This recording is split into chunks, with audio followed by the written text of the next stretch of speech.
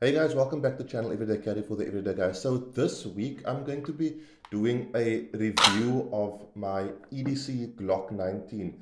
Those of you who follow me like on Facebook and social media will know that over the past few months I've been building this firearm to where it is now.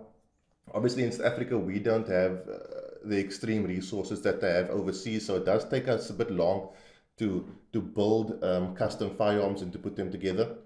But my Glock is now officially done. So last week when I filmed my favorite jeans for EDC, I asked if you guys wanted me to film just the firearm as a review or the firearm as part of my EDC review or as part of an EDC update. And I got like a 50-50 response. So I'm going to do the firearm this week, and then next week I'm going to do like a winter EDC update video. So if you have been watching the channel, you'll remember I had a burnt bronze slide, and for a while I didn't have a red dot and didn't have specified sights.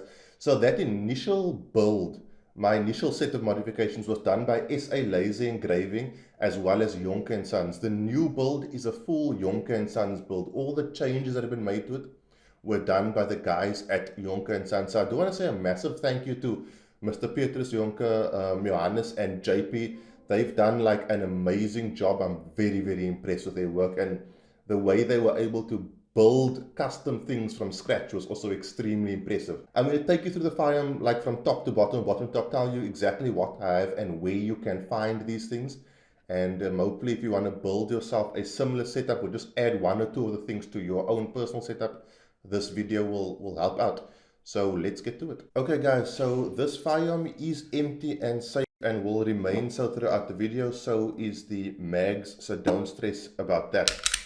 Okay, so I'm going to start from the bottom and work my way up. At the bottom, we've got a Magpul GL Enhanced Magwell. I did a review of this, and this is an extremely useful and functional piece of gear to add to your firearm for two reasons, in my opinion. Not just that it helps seat your mag very easily, it helps you sort of to find that magwell if your reloads aren't great, right? Like you can kind of get it from any angle and you'll still be able to slide it in.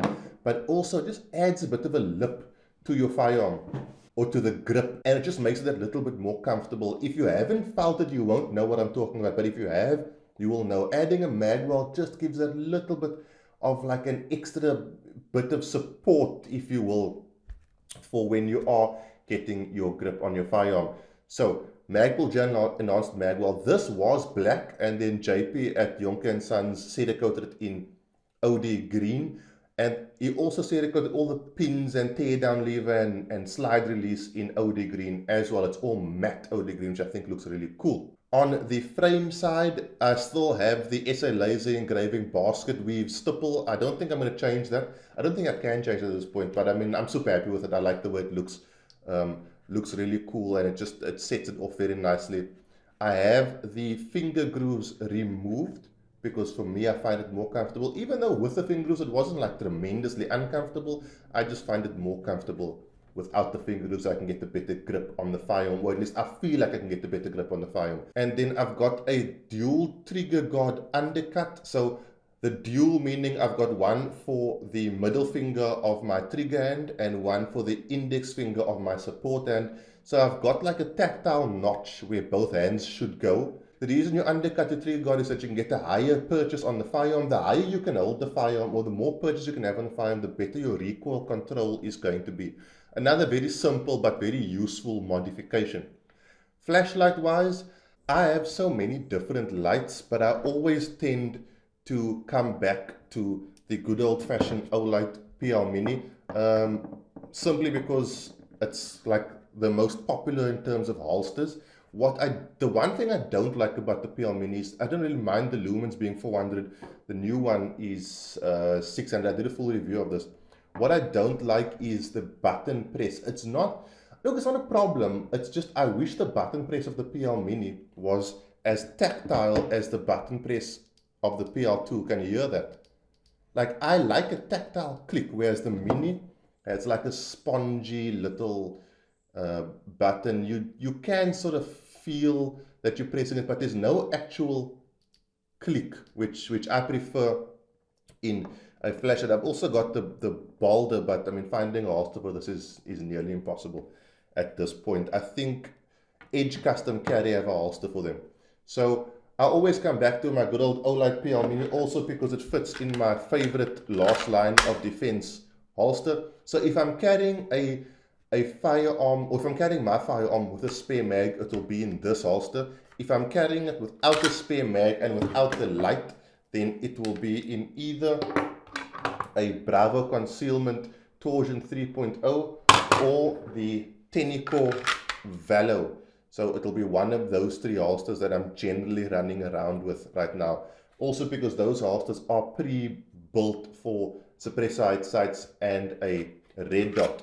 So that is the flashlight. Then coming up to the slide, I've got 11 front slide serrations. Front slide serrations are useful for obviously front slide manipulation, but also way more useful is they are ultra tactical looking. And then I've also got a basket weave stipple on the front. The serrations and the stippling was also done by SA Laser Engraving. That remains from my previous build. The slide is Cerakoted in a matte multicam black Cerakote. JP over at Jonker Sons is a bit of a Cerakote genius. Like, you can take this guy pretty much any design and he will work it for you. He's like a master of Cerakote, and he's like quick as well.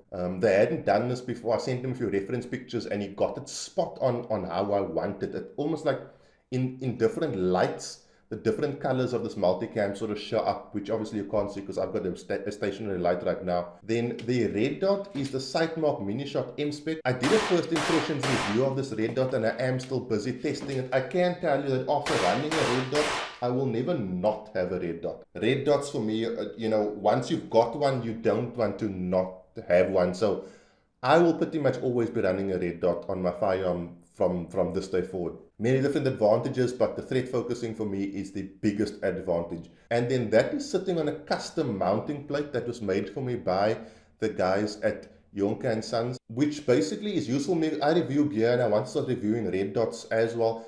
And so this way I can just basically take this off and put a different dot on. Here in South Africa, we don't get as many slides as you do in America. In South Africa, the slide is considered a firearm. So if you want a new slide, it's quite a job. So milling your slides that it only accepts one red dot is fine, but then you can't really switch out that red dot, Otherwise, you're gonna have to buy a Glock MOS, which is buying a new pistol effectively. So that was very cool. And again, Jonker Sons, they can literally manufacture these things from scratch. You can tell them what you want and they can put it together for you, which is very impressive.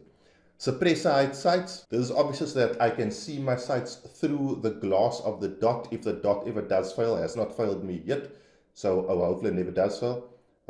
But this again, custom made from Jonker Sons. I think they're like 13 millimeters high. And I don't know how you guys feel, but I think that suppressor sights with a red dot just finishes everything off perfectly. Like if you got that small sights, the standard sights, it just doesn't look right. But the moment you stick suppressor sights on, everything comes together and it's just like all in proper symmetry. I'm also going to talk very briefly after this about the modifications and whether or not this is something you want to do to your firearm. Not modifying a firearm like this is not for everybody. And I'm going to sort of tell you the pros and cons of having a setup similar to this. So guys, one of the questions I get asked most often, or I have been asked most often since I started modifying my firearm or customizing it, is should I do this and should I do that? Should I get this and should I get that? First off, let me start off with a red dot. A red dot is not for everyone. I want to put that out there. There are certain people who are going to hate running a red dot simply because it's going to mean they have to totally relearn how you focus on things. And focusing when it comes to aiming is vitally important because we are taught to focus on the front sight. When it comes to a red dot, you are not focusing on your front sight. You aren't even focusing on the dot. You are focusing on your target.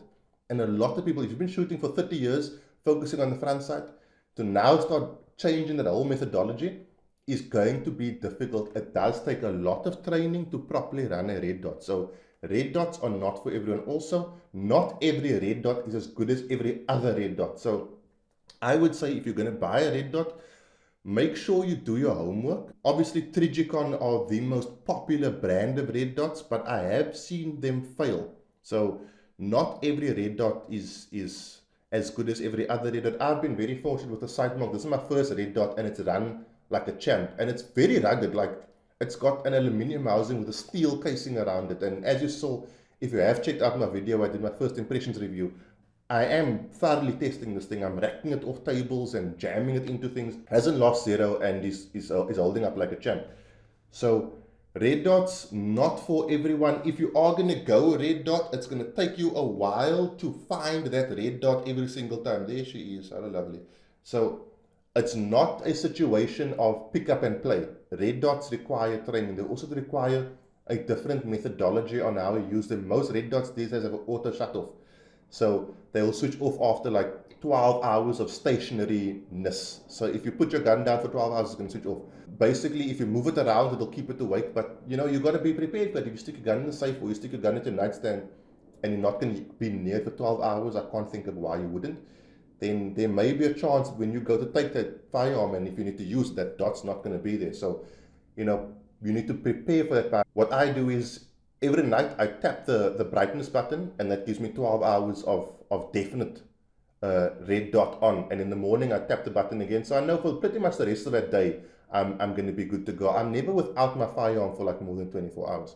So those are things you have to be wary of when it does come to red dots. Also, mounting a red dot. So don't just think that when you buy a red dot, you're going to pay for the dot and it's going to work. Okay. You're going to have to, probably going to have to mill your slide. You're going to have to get the mounting plate. Unless, of course, you've got the MOS slide, then it will just work. You know, but if you don't, then there are going to be added financial costs in order to get your red dot to work. So that is definitely something that you are going to need to look at. So I would say if you buy a red dot, probably add about another 3, 4, 5,000 rand to the cost of it if you want it mounted in your slide, if you don't have an MOS slide. And then you're probably also going to want suppress sights so that you can see those sights through the dot, just in case it does fail, because everything in life is subject to fail and you've got to prepare for that. So that's going to cost you about another 1,800 rand, give or take ish, depending on where you go. Red dots, definitely they do cost a lot of money. I totally get the use of it when it comes to threat focusing. It's something that I will never move away from now that I have had one. But it does come with a cost, so be prepared for it, as well as a training cost as well. And then what you've also got to remember is suppress sights. If you're going to go this high, they won't fit every holster. You have to have a holster specifically designed for suppress sights. So if you've got a holster that sort of was not designed for suppress sights, it's not going to work. Fortunately, most of my holsters, I don't know if you can see that, most of my holsters are designed for red dots, which means they are also designed for suppressed sights, and that's kind of becoming the norm. I also do have holsters from pretty much all manufacturers that were not designed for suppressed sights because red dots are not as popular here in South Africa as they are, you know, overseas. So if you have a favorite holster and you go for a red dot with heightened sights, you might have to either buy a new one or forego that holster. Carrying a flashlight on your firearm. So this was something I tested. I went to the range and I shot with a handheld flashlight with one hand. I shoot poorly with one hand at the best of times. So having to shoot with one hand, so you're aiming, and then you have to aim with your left hand as well. Because remember, you're aiming your flashlight at something. You can't just hold the flashlight in your hand and be like, okay, it's going to light up the room. You got to be sort of pointing that flashlight where you want your firearm to go. So you're aiming with two hands. I was like terrible at it, and I was like, no. You know, don't kid myself. I'm not that tactical. Go the simple route, put a light on my firearm, and then at least I know I'm good to go wherever I'm needing light and needing to shoot at the same time. But that's personal preference. Some people are spectacular with a one-handed situation.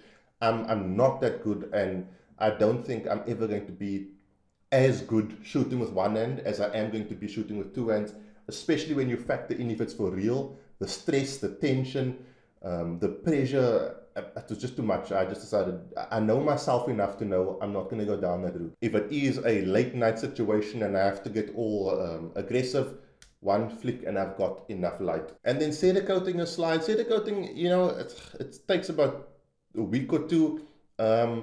And that's just pretty much personal preference. You don't really have to. It doesn't add anything to your firearm. The front slide serrations does add something. It does definitely make it more grippy in the front. And I know a lot of people who like to rack their slide from the front. So if you do like to do that, then definitely front slide serrations do work. The reason racking from the front is a thing, shall I say, is because if you slingshot or power stroke, look at the distance your hand has to travel in order to rack, and you've got to bring it all the way back to its sort of home position. Whereas if you rack from the front, it's literally just a motion to the front, rack, and a motion back down, and you're good to go. So it'll save you like, I don't know, like half a second, but half a second can count. And so I think that is where front slide manipulation came from. Don't quote me because I have no idea who came up with it. I don't know where it came from. That's just what I've noticed in front side manipulation, is that it is a lot quicker than power stroking or slingshotting. And like I said, having serrations makes that a lot easier. And then yeah, that's pretty much it. The Magwell gel enhanced Magwell, that I would recommend to anybody. And I don't recommend things easily. It's so simple. It doesn't add a lot of bulk in a that-woodly direction to your firearm. So it just makes sense for me. There's no real cons to owning that, in my opinion. That is definitely a worthwhile buy. I've found that the people who sell this most commonly are Cerberus Tactical. So I'll leave a link to their website down below and you can go check it out. Quite a few people do supply them, but Cerberus Tactical are like the most common suppliers of them. Also, the reason I like Sightmark, right, is because Sightmark are actually in South Africa. You know, it's not a case of if you want it, you have to order from them and then wait like 3 months for a particular shipment to come in and then hopefully it clears this and it clears that. Sightmark have like invested in South Africa. They are here. You know, you very soon, once they launch, I think they have launched already actually, you can go and purchase a Sightmark red dot. It's going to be here. They've invested in the country and in bringing the product to the country. They're originally from Texas in the USA. That's gun country. You don't want to be messing around with poor quality things out in Texas. You'll get taken to the cleaners quite quickly. So that's why I like Sightmark. If something breaks on this, I can pick up the phone a supplier, and within a few days I can have a replacement or replacement part. Whereas if something breaks on your RMR, I don't really know. I was at Antex and I was at the Trichicon booth and like they like told me, well, I can't sell you anything or I can't give you anything. And I said, oh, where can I buy it? And they, well, we'll have to see. And I mean, I understand how it is, how it works, but again, Sightmark, you could walk to their booth, pick it up and buy something and walk out. That is what I want as a South African. That's kind of how it's done in the US. So and all other places, you go to a place, you want something, you pay for it, and you take it home with you. That is kind of also why I'm sort of leaning towards Sightmark. And obviously, as they grow, more red dots will come here, and which is good for the consumer. At the end of the day, we want more options. If you want Vortex, if you want Trigicon, if you want Leopold, whatever the case may be, somebody has to go first.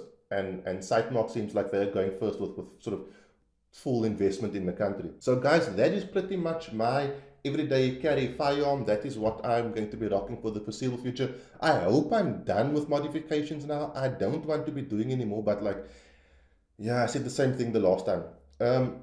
Guys, just one last thing. If you entered the Leatherman competition, please go onto my Facebook page. I'll leave the link down below and check that your name is there. I'm going to be doing that draw tomorrow, which is Monday.